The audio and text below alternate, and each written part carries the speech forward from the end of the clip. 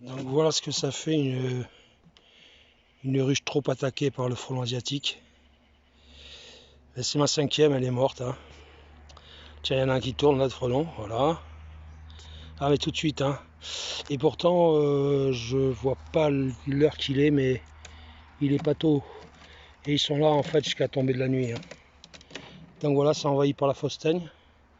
Pour ceux qui ne connaissent pas, c'est pour ça que je fais cette vidéo.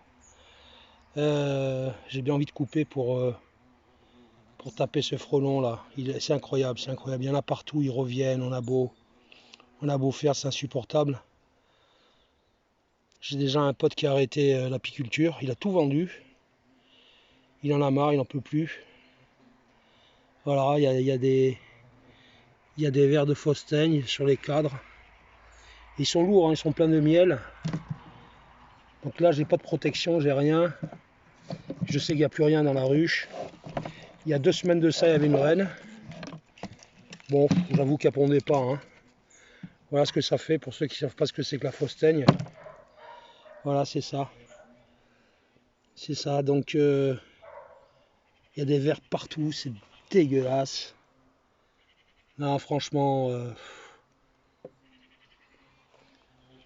faut avoir le moral. Hein. Alors, je sais pas comment font les pros qui ont énormément de ruches.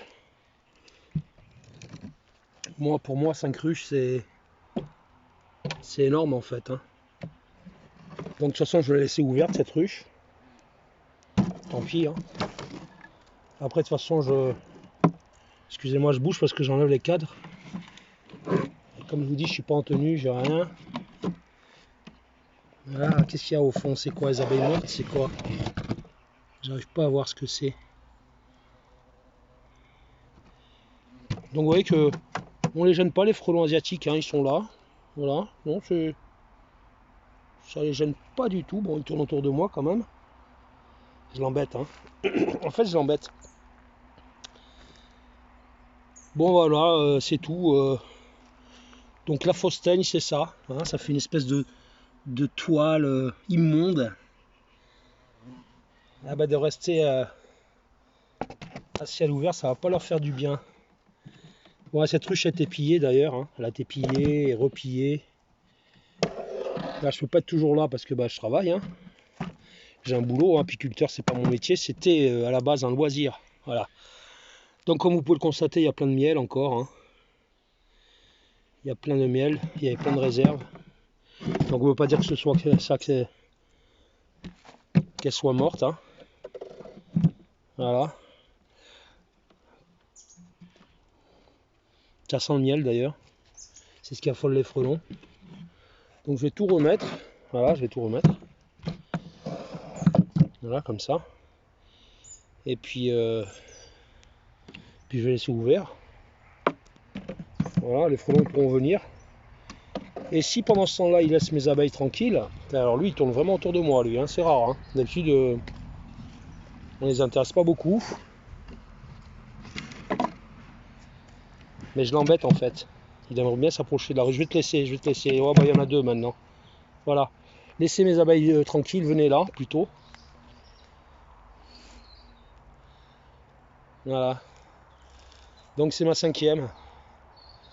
Je l'ai déjà dit, hein, mais c'est insupportable. Je me suis mis à faire des vidéos vraiment pour ceux qui, je sais pas, les bisounours, qui voient ce que ça fait les frelons asiatiques. Hein. En fait, c'est pas tant la prédation qui pose problème. Hein. C'est qu'ils se mettent devant les ruches, les abeilles ne sortent plus, elles sont pétées de trouille en fait. Hein. Et donc, elles ramènent plus de nectar, plus de pollen. Et pourtant, là, ça miel fort le lierre. Hein. Mes autres ruches, heureusement, ça va. Hein. Celle-ci, justement, c'était une de mes plus fortes. C'était une de mes plus fortes. La reine a été extraordinaire. En début de saison, j'ai fait 2 essaims grâce à cette ruche. Et malgré ça, il y avait beaucoup d'abeilles. Elle était vraiment, mais vraiment, hein, j'exagère pas. Et donc je disais que la prédation, oui, bah, les frelons asiatiques, c'est des vrais hélicoptères. Hein. Ils font des rotations. Le temps d'aller au nid, hop, hop, vite fait, ils reviennent. ils reviennent prendre une abeille. Mais alors le problème c'est ça, c'est la- la- la- la frousse qu'ont les abeilles de cette bête, hein. Elles restent paralysées sur la planche d'envol. Je vous l'ai dit sur une vidéo précédente, il y a bien une gardienne qui a essayé de taper un frelon, hein, elle lui a foncé dessus, il s'est retourné, il l'a attrapé avec les pattes arrière et puis terminé, hein. Il a coupé la tête, il est monté sur un arbre, il a fini de découper le corps et il est parti avec le torse, hein. Alors du coup, comme les abeilles elles ramènent plus rien, elles ramènent plus de pollen, de nectar, la reine elle fait un blocage de ponte, il n'y a plus de couvain, il y a de moins en moins d'abeilles. Petit à petit, hein, on ne s'en rend pas compte tout de suite, hein. Moi j'ai mis un moment avant de m'en rendre compte parce que je n'ouvre pas les ruches tous les jours, bien évidemment. Et puis après, elles ne peuvent plus chauffer la nuit. Là, la nuit, ça descend des 5-6 degrés. La journée, là, aujourd'hui, il a fait jusqu'à 23 aujourd'hui. Alors, la journée, c'est pas un problème, mais la nuit, il faut chauffer tout ça. Et donc, il n'y a plus assez d'abeilles pour chauffer. Et ben, la ruche, elle meurt. Et elle meurt assez rapidement, hein. Je vous dis, il n'y a pas si longtemps que ça, il y avait du monde, hein.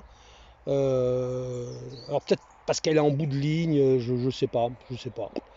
Celle-ci est morte, voilà. Bon ben salut, et puis ben un de sa quatre pour la suite des aventures. En tous les cas, maintenant vous savez ce que ça fait la fausse teigne. C'est vraiment dégueulasse. Alors c'est pas la première fois que ça m'arrive, hein, mais là, putain, j'ai pas vu les capes de rive. Ah c'est bon, pareil, hein. Pareil, il y a cette espèce de toile d'araignée là. Bon bah écoutez, je vous avais déjà dit salut. Je vais couper, je vais taper du frelon, hein, parce que là c'est trop tard de toute façon pour les marquer. Il doit bien être 18 h, je sais pas quelle heure il est en fait. Allez, à une prochaine. Je suis dégoûté.